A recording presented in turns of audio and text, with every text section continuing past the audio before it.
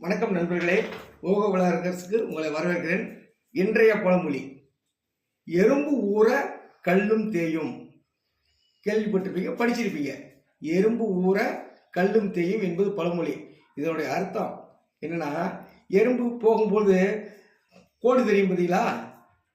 அதாவது எறும்பு ஒரே வரிசையில் போயிட்டு இருக்கும் பொழுது கோடு தெரியும்.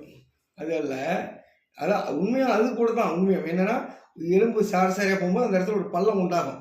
அது கடினமான கல்லில் போனால் கல் தெரியாது, ஆனால் ஒரு சாரை தெரியும். அது பழமொழி தான். அதோடைய அர்த்தம் என்னன்னாக்கா, கடினமான வேலை எதுவாக இருந்தாலும் நம்ம தொடர்ந்து முயற்சி செய்து கொண்டிருந்தால் வெற்றி உறுதி.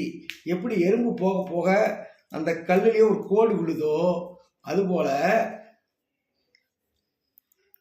கடினமான வேலைகளை மனசோடு சந்தோஷத்தோடு முயற்சி செய்து கொண்டே இருந்தால் அதுவும் நமக்கு வெற்றியை தரும். அதுதான் எறும்பு ஊற கல்லும் தேயும் என்பதற்குரிய பழமொழி. ஓகேவாடா? ஓகே.